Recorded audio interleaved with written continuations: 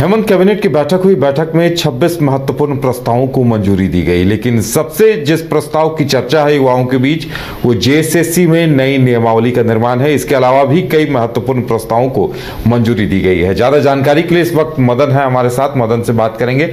मदन, देखिए, ये लंबे अरसे से ये चर्चा चल रही थी कि जेएसएससी नियमावली में बदलाव होगा, तो जेएसएससी नियमावली में क्या बदलाव किया गया है और इसका क्या असर दिखेगा? देखिए, आप लगातार देखते हैं कि जेएसएससी के जो एग्जाम होते हैं उसमें कहीं ना कहीं कोई ना कोई गड़बड़ी की शिकायतें आती है। इसको देखते हुए कई बार नियम में बदलाव किए गए।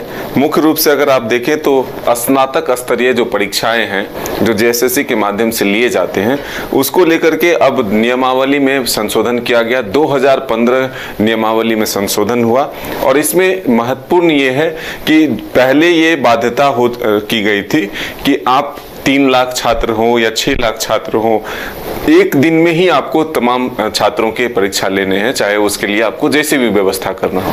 लेकिन अब ये नियमावली जो संशोधन किया गया, इसके माध्यम से ये नियम है कि अब 2 दिनों में आप परीक्षा को पूरा करा सकते हैं, संपन्न करवा सकते हैं। अगर 50,000 से कम छात्रों की संख्या हुई तो सिर्फ एक दिन में ही परीक्षा लेने होंगे, लेकिन 50,000 से जैसे ही अधिक छात्र होंगे तो आपको ये छूट होगी कि आप 2 दिनों में आप इस पूरे परीक्षा को संपन्न करवाएं। तो ये जो बाध्यता थी कि आपके पास अगर 6 लाख छात्र हैं तो उनको राज्य के किसी भी कोने में किसी भी सेंटर में व्यवस्था करके आपको एग्जाम ले लेने हैं, तो इससे कहीं ना कहीं परेशानी होती थी। जो पारदर्शिता, जो सिक्योरिटी की व्यवस्था की जाती थी उसमें कहीं ना कहीं सेंधमारी की बात आती थी। तो अब जिस तरह से आप देख रहे हैं कि अभी भी सीजीएल का मामला चल रहा है, 6 लाख से अधिक छात्र शामिल हुए थे।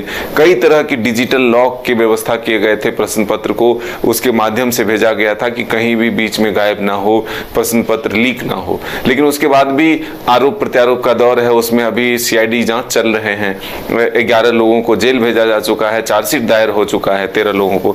तो ऐसे में ये महत्वपूर्ण है कि अब कैबिनेट के माध्यम से जो जेएसएससी के परीक्षा नियमावली में संशोधन किया गया है, मुख्य रूप से स्नातक स्तरीय परीक्षा में संशोधन किया गया, तो ये एक बड़ा फैसला है। अब इसके माध्यम से देखना होगा कि आखिर जो जिन गड़बड़ियों को रोकने के लिए यह व्यवस्था की गई है वो कितना सफल हो पाता है, यह आने वाला वक्त बताएगा। लेकिन सरकार ने एक तैयारी की, एक फैसला लिया और इसके माध्यम से अब स्पष्ट तौर पर यह समझ सकते हैं कि कदाचार मुक्त और निष्पक्ष परीक्षा लेने की कोशिश होगी।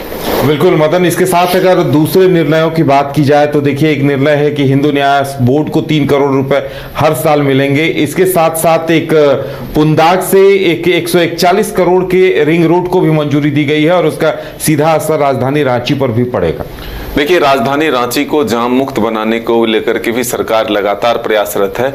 4 लेन की सड़क जो है रांची के अरगोड़ा चौक से लेकर के न्याय सराय तक बनाने का फैसला लिया गया और साथ ही दूसरा सड़क भी जो आपको जगन्नाथ मंदिर के होते हुए जो जाता है, यानी कि विवेकानंद स्कूल से लेकर नया सराय तक 6 लेन सड़क बनाई जाएगी, जिसके लिए 350 करोड़ के लगभग राशि की स्वीकृति आज की गई है। तो एक बड़ा जो आवाजाही का साधन है वो उपलब्ध हो जाएगा, रास्ता मार्ग प्रशस्त होगा और एक राजधानी रांची को रिंग रोड के तहत जो है 4 लेन और 6 लेन की सड़कें अगर राजधानी से होकर गुजरेगी तो इससे आप समझ सकते हैं कि एक जाम से निजात जो है आधी आबादी को मिल जाएगी। अगर आप अभी देखें रांची में तो रातू रोड फ्लाईओवर का निर्माण हुआ, फिर काटाटोली फ्लाईओवर का निर्माण हुआ, मैकॉन से लेकर के सिरमटोली तक फ्लाईओवर का निर्माण हुआ। तो एक ये सिस्टमेटिक वे से शहर में लोड कम करने की व्यवस्था है। जो लगातार वाहनों की संख्या बढ़ती जा रही है,